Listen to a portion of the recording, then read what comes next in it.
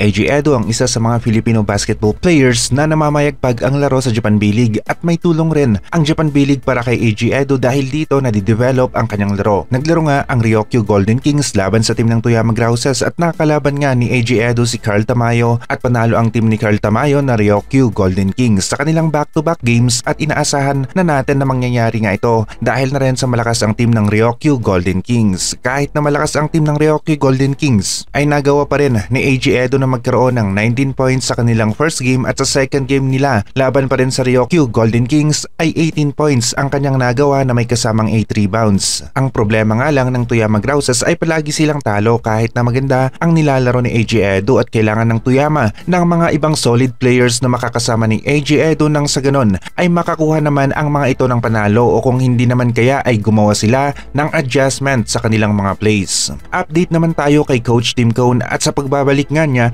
sa kanyang maikling break ay humarap na ito sa media at natanong kaagad sa kanya ang kanyang pagiging Gilas coach kung itutuloy ba niya ito dahil na rin sa siya ang gusto ng mga Filipino basketball fans para maging ang Gilas coach sa mga susunod na laro ng Philippine National Basketball Team at ito ay ang FIBA Asia Cup Qualifiers at Olympic Qualifiers. Ang naging sagot naman ni Coach Tim Cone kung siya ba ang magiging coach ng Gilas sa mga event o laro ng Gilas na mga ito, hindi siya sigurado na siya ang magiging head coach at nasabi na niya bago pa magsimula ang Asian Games ay hindi nga pang long term ang kanyang pagiging Gilas coach pero nakadepende pa rin sa schedule ng PBA at laro ng Gilas ang lahat dahil kung walang conflict sa schedule ay posible na si Coach Tim Cone pa rin ang magiging head coach ng Gilas. Tony Bishop naman ang bagong import ng Ginebra at nagkakaroon na nga ng comparison sa pagitan nilang dalawa ni Justin Brownlee. Pagdating sa skills at yung athleticism ni na Tony Bishop at Justin Brownlee ay halos parehas ang dalawang manlalaro na ito. Nagkakatalo nga lang sa familiarity at chemistry dahil na rin sa mas sanay talaga ang Ginebra sa galaw at laro ni Brownlee habang si Tony Bishop naman ay mukhang mag-a-adjust pa nga ng konti sa team ng Ginebra kung makaka-adapt kaagad sa sistema ni Coach Tim Cone o ng Ginebra itong si Tony Bishop ay maganda ito para sa team ng Ginebra pero kung hindi naman ay pwedeng mahirapan ang Barangay Ginebra sa kanilang mga laro. Defending champion ang Ginebra sa conference na ito ng PBA kaya mataas rin ang expectation ng Ginebra fans sa kanila at inaasahan nga nila na top 4 pa rin ang Ginebra pero ngayon nga ay nakadepende ang lahat sa kung paano makakapag-adjust si Tony Bishop sa laro ng Ginebra. Bilang isang player ay talented naman itong si Tony Bishop pero malaki rin ang epekto ng chemistry sa nilalaro ng isang team kaya naman sobrang halaga ngayon ang bawat ensayo ng Ginebra kasama itong si Tony Bishop dahil na rin sa naghahabol ang mga ito sa chemistry na talagang kakailanganin nila para madepensahan nila ang kanilang championship title. Olympic Qualifiers ang isa sa paparating na laro ng Gilas na kailangan nilang paghandaan at malaking bagay kung magawa nga ng Gilas na manalo at makapasok sa Olympics na siguradong mas magpapasaya sa mga Filipino basketball fans. Nalalapit na rin ang pagbabalik ni Kai Sotto at maglalaro na nga ito.